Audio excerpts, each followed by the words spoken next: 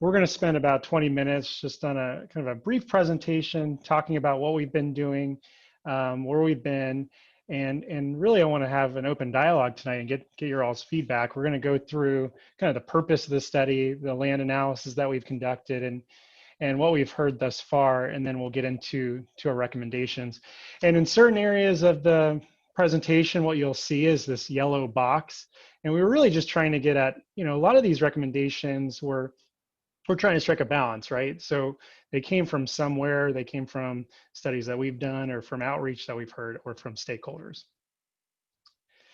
So, the purpose, we're evaluating and recommending changes to the current RP2 policies and regulations, and trying to balance that rural character. And we saw some of those. That was interesting having the word cloud up.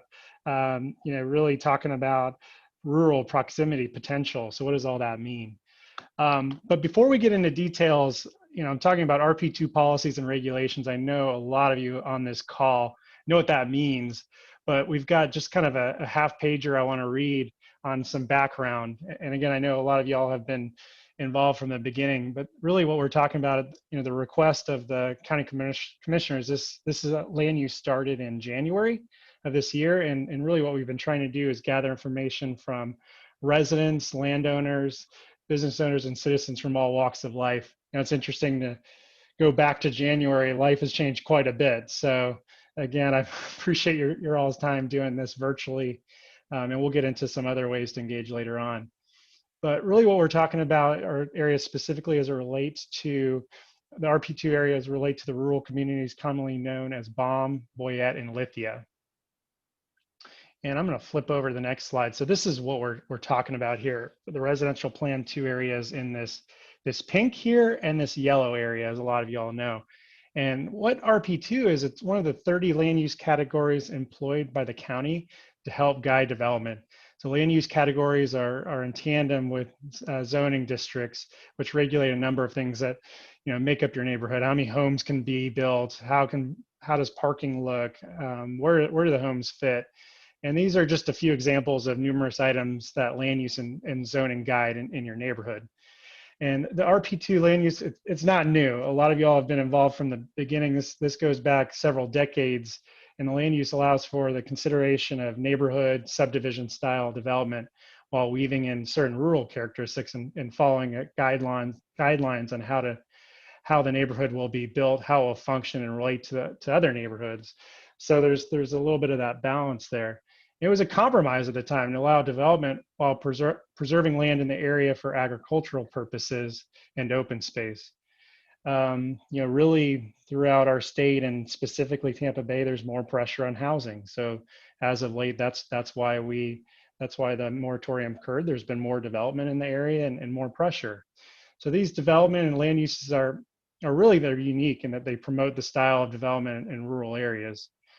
Residential Plan 2 and its cousin, WVR2, which is Wamama, just to the south here, are the only land uses within the rural service area that consider this type of development. And the land use study that we're working on doesn't propose adding or expanding any of these RP2 areas that you see here in this pinkish color or yellow color. So really what we're trying to do is keep with the current policy that prohibits such expansion. The study does propose how these existing lands are to be built in the future. So that's really what we're talking about tonight. And this presentation will really highlight what changes are proposed, providing examples of how the neighborhoods are built today and how they might be built tomorrow if the new Board of County Commissioner policies or Board of County Commissioner adopts these policies. So that was I went through a lot there, but we'll go through it a little bit more. And what I want to do is talk a little bit again about more of the introduction of what we're trying to achieve and what we've heard. So again, remember this map, and we'll come back to it. This is an upside down pyramid I like to talk about, and some of you all know this really, really well. Some of you, this might be new, and this gets into the little planning. We can talk plannerese and land use attorneys know this stuff too quite well, but we're talking about the comprehensive plan, and that's kind of the broad vision of the future land use. It guides the use of the land for the future. And so we're talking about updating those policies, clarifying those policies, things have changed over the last few decades. So really getting into that level. But then there's the, as we go down this pyramid, there's the real specifics, the implementing tools, which I just talked about, the zoning code. So that's the planned villages land development code. And then there's the PD zoning. So that regulates how the use of land, how many homes, how far apart, all of that good stuff. It gets into the real nitty gritty and the details. So there's two things. If you walk away, what we're doing is we're updating the future land use category for RP2, and then we're updating the planned villages land development code. I'll also note in the past, the BOM community plan, that's specific, and I'll just flip back to this slide. That's specific to this purple dotted line, and that was developed in the really the BOM community plan. You could say that's higher on this pyramid. It's a broad kind of vision. It doesn't necessarily get into the details of how we're going to implement what's in that community plan. There's some things that it talks about, but the zoning code gets very specific. So I put this image in here because we've talked a lot about this. How do we keep BOM rural? How do we do that? How do we balance the growth and maintain the rural character? So that's the balance that we've been trying to strike, and then that's the feedback that we want to get because there's a lot of competing ideas and how that can be done. So we're really trying to strike that balance. I'm going to transition a little slightly now into Andrea Pappendrew from our staff did a lot of this. This is our land analysis that we conducted. And what we've done is I've taken that map that we presented and we're just talking, we've split it up. We're talking about the BOM area now, and it's this red line here. This is the RP2 areas within BOM. And what we're trying to convey here is really what's available to be developed. So we've got in these blue hashing areas, this is what's already been approved for rezonings. And then all these other multicolored areas are parcels that could be developed. And so what we've got is 26% of this area within the red line here is vacant developable. So that could be developed potentially. And I'll note this is just showing parcels that are above 10 acres. And so to the west, we've got kind of the urban service area. And again, BOM, RP2 area is outside of the urban service area. Now I'm going to flip. What we're doing is we're moving north. And this is what we're calling the North Village area. And so you've got Fishhawk on the top. West, on the left side, you've got Big Bend Road, and then BOM's to the south.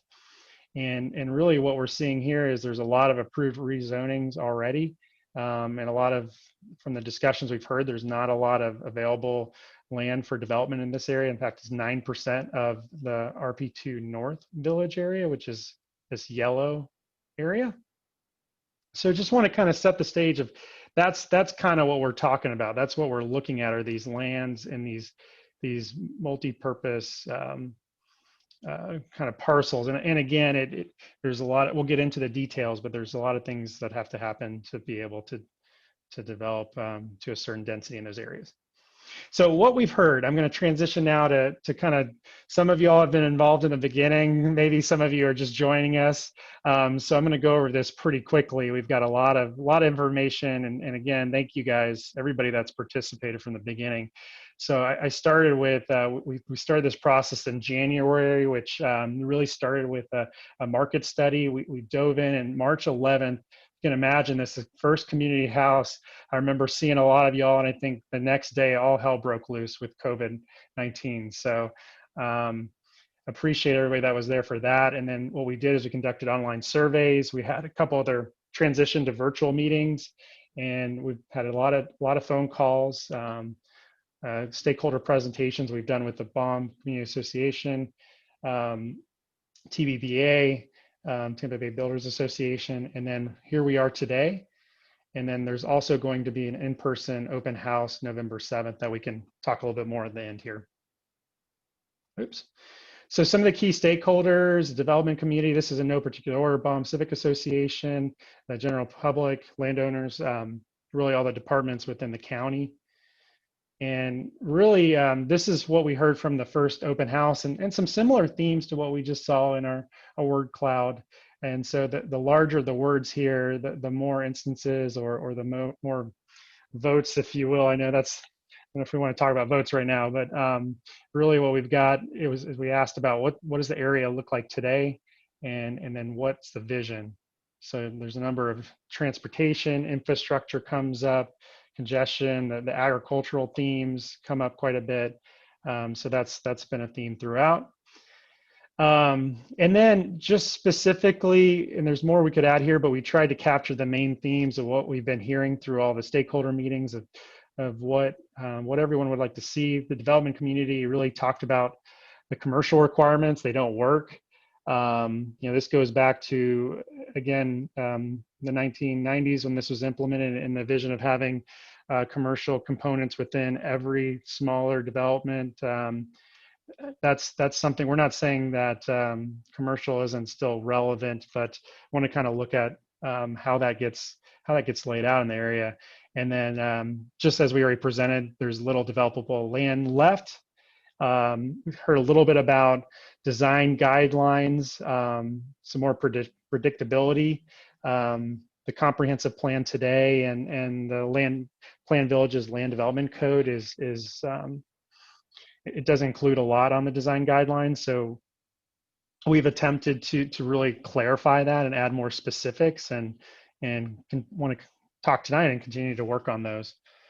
We've heard a lot about including recommendations that are quantitative based and planning. So we can talk a little bit more about that tonight, and how we've looked at a market study, other areas. And so anyway, that's kind of the synopsis from the development community.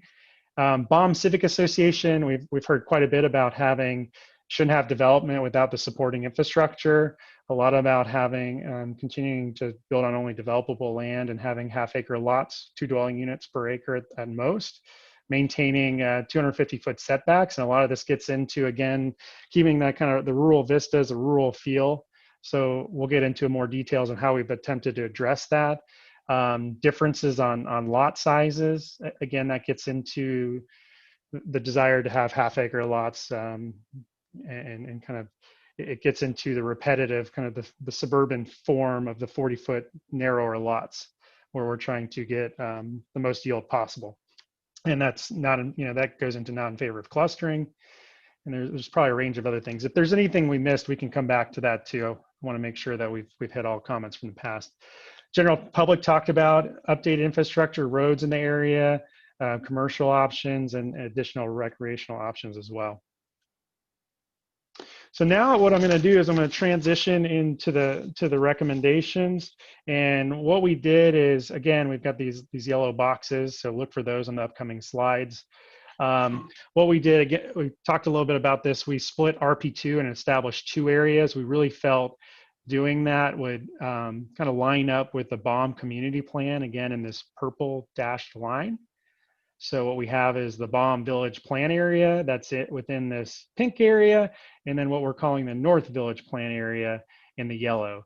So the comprehensive plan and the land development code are very similar. There's some differences where we've really tried to add a little bit more from the design guidance on BOM specifically to line up to the BOM community plan. So this is a table that kind of shows a lot of folk, we always talk about density. What we've done is basically, in talking with the board, we wanted to make it very clear what we're doing is we've got a base density that's out there today of 1 dwelling unit per 5 gross acres.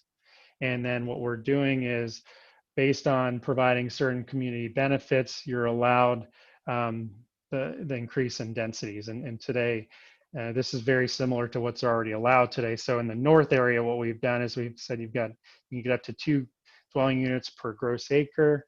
And the dwelling units, you have to follow the design rules. You can get up to 3 dwelling units per gross acre, providing community benefits. And then also up to 4 for transfer development rights. I put TBD because the county is talking about revising the transfer of development rights. So this is all in line with what could be done today with the current code.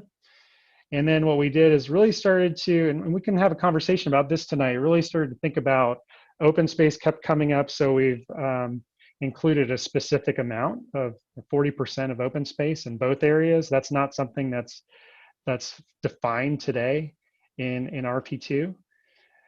So now transitioning the Baum Village plan, we start with the 1 dwelling unit per 5 gross acres. Again, development coming in can get up to 2 dwelling units per gross acre, providing some community benefits. And we're really trying to think through, how do you kind of build on top, what are the bonuses to get you there? So within the draft land development code, really getting to the weeds there, what we've started to do are density bonuses. And that's something we're still kind of talking through at this point. And we've got the 40% or more open space there as well.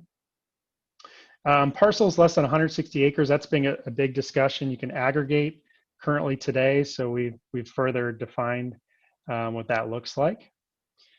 So now I'm going to transition into, again, this is the list of community benefit options. It gets into more detail in the code, and again, that's still being flushed out. But really starting with that 1 dwelling unit per 5 gross acres, then you can build on top of that. And so there's a number of options we've looked at, and again are flushing out for how could it be implemented. So we've addressed the different housing types and sizes because that's come up over and over again. The additional open space and preservation, buffering and screening, and I'll get into these in more detail. Providing infrastructure improvements, and commercial development is not required, but it's still encouraged, and there's density bonuses to provide that. And then land dedication for several uses. And green sustainable building patterns, something we're still talking about. What does that look like? How can that be implemented? So now what I'm going to do is just going to roll into a little bit more of the details, existing or different housing types today. And each one of these next slides, we talk about what's in the code today, and then the new requirement that's being proposed, and then the community benefits. So today there's nothing that really talks about different housing types. Currently, what we're proposing, there's a minimum of 3 different housing types, no more than 70% per type, and no less than 10%. So again, just trying to provide different options, and we'll get into kind of what we think about from the form there as well. And then community benefits, you can increase or get to your density bonuses by providing more housing types. So that's 4 different housing types and above. And this came from, again, we're hitting kind of what the Baum Civic Association, the community mentioned in talking about increased housing. Now, I don't think we're quite matching up with the half-acre lots. That's not what we're proposing here. So that's the balance I'm talking about. We're not saying you only have to do half-acre lots. And so this gets into my next point. What we're trying to really talk about is how do you provide, if you're going to do those smaller lots, can you do that interior to the site, and then the larger lots on the exterior, what we're calling the perimeter lot or estate houses, with a minimum lot of 1 acre, and that starts to break up that look and feel, and it really starts to buffer in a way the rest of the development. Rear alley loaded garage options, we're talking, if that's done, it's more interior to the site. And these are just a couple options we're talking about here. So these are larger lots on the left right now that are in Baum, the Amber Sweet Farms. So doing those on the perimeter.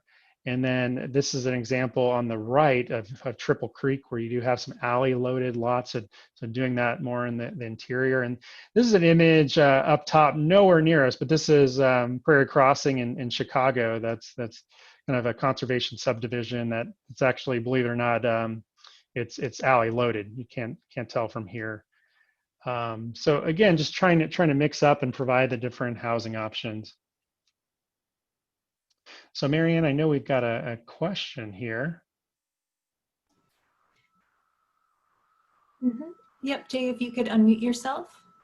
Okay, yes, I sure can. I didn't know if Jared wanted to go through this, but yeah, currently there are no standards for the different lot types in RP2. That's something that Jared just went through, were different types of lots.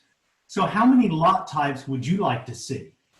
1 lot type, 2 to 4 lot types, or more than 4 lot types. And Jared, do you want to give a little bit more information again about what a lot type is for some of the people who may not be quite sure? Sure, and that's where we're talking about the larger 1 acre lots. Could you mix in half-acre lots to if we're going to do those much narrower, smaller lots? Typically what we're seeing is some of the smaller lots and subdivisions could be 4,000 to 6,000 square feet. So doing those more interior to the site. So again, just trying to provide a range of comments. And I see we're getting a lot of I'm not sure, so we can definitely talk more a little bit about that. But yeah, getting some, looks like some different responses coming in here. So I'll keep this up for just another second or two if people would like to put their answer in or change their answer, and then I'm going to end this and share it with you all.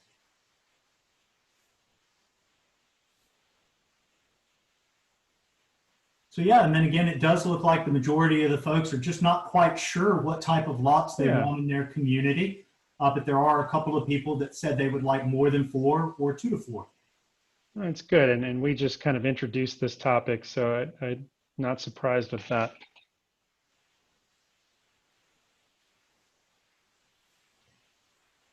Okay. Well, I'm going to move on, Jay. Mm-hmm. All right, so now we talk about buffering and screening, and what happens is this gets into what I was talking about, the Baum Civic Association. Right now, the code says minimum of 250 feet. You have to have a buffer around, and this is an exaggerated example right here, and around 70% of the perimeter. So what we're saying is that does take up a lot of the acreage. What we're trying to do is provide more flexibility, because it's really, the human eye can, in certain flat areas, can look several miles. So if really trying to break up the vistas, what we've done is what we're calling a sliding scale.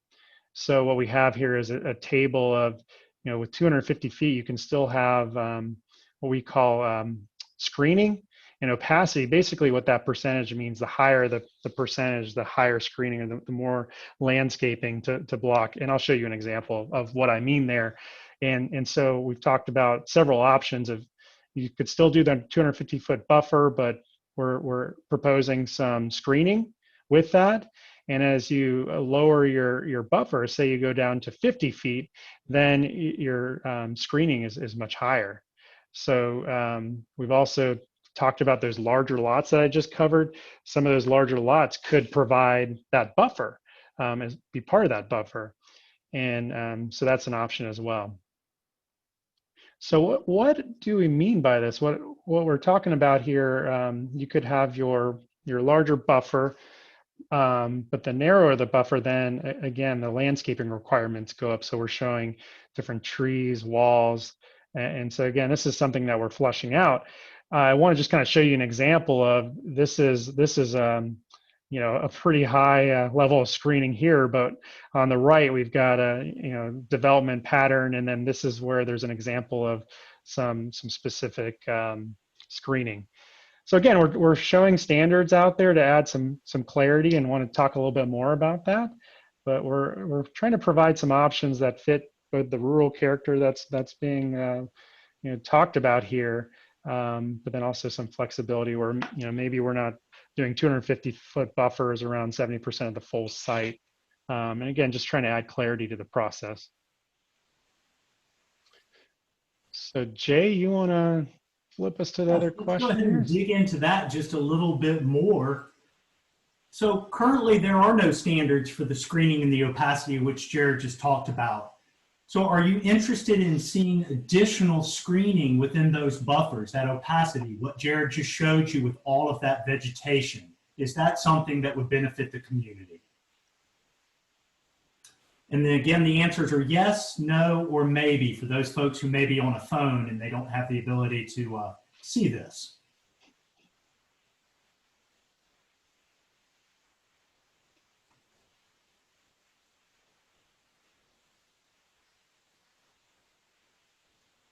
We'll let this go for just a couple more minutes or a couple more seconds here. And again, that screening is that vegetation that you see, separating the uses from each other.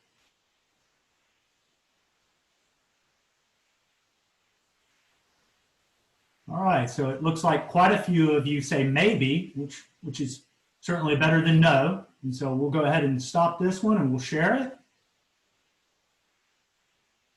Thanks, Jay. So again, we're gonna have, I'm gonna speed it up here a little bit. I wanna make sure we have time to really talk about these concepts, but I'm gonna go through the recommendations further. And the next one really is open space. Today it's determined after a clustering ratio. So what that means is basically you have 3.5 or 4 dwelling units clustered. Say you have a larger property, you have to cluster on a certain part of the property, and then the remainder is available for open space. So what we've done is we proposed that 40% that we've talked about. So really that's what we heard from the community feedback of preserving open space and creating new public use space. That's where I want to have a discussion tonight too from the development community as well, and hearing their thoughts on that, but really trying to set some expectations and a threshold of configuring a large contiguous offsite network. And I'd say I want to hear it from everyone, from all the stakeholders on that. Commercial policy. So that's something today that there's on-site commercial requirements with the proposed code.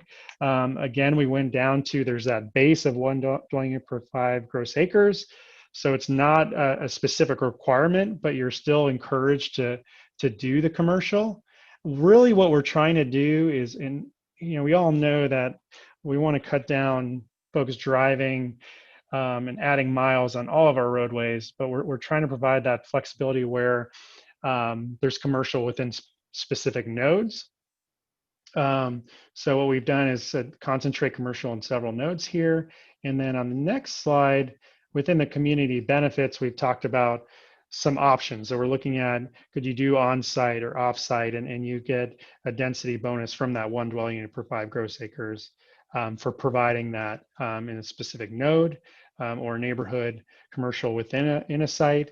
Are there multimodal connections or dedicating land?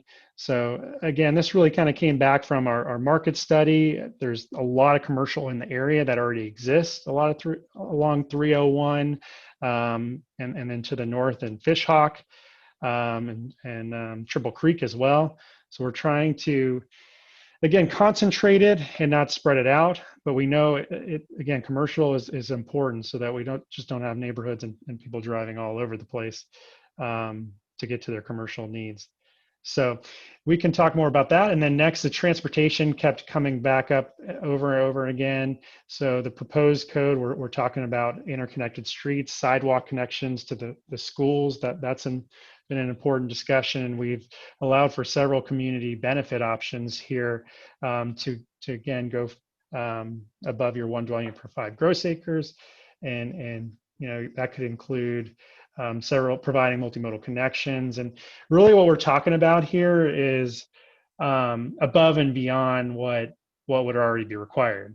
So that would be, additional separated, that could be trails, separated bicycle facilities. So that's pretty much what we've proposed in this section. So now I've talked a lot. I'm going to transition to some development examples. And our firm, we do land development pretty well around the state and the country. This is what I'll say is a very simplified example. So don't look at this as a site plan, but I just wanted to make the point, or we wanted to make the point across that the differences between the existing code and the proposed code and bring that home. So today you have a base and bonus density. This is the code today. If you do the Plan Villages, if you follow the Plan Villages policies, you can get up to 2 dwelling units per gross acre, and you can do 4 with TDRs. And then this is the clustering I'm talking about. So on this hypothetical site, you would have to cluster on a locations around the site to get up to 3.5 units per acre above. And then the open space is just really what's the remainder.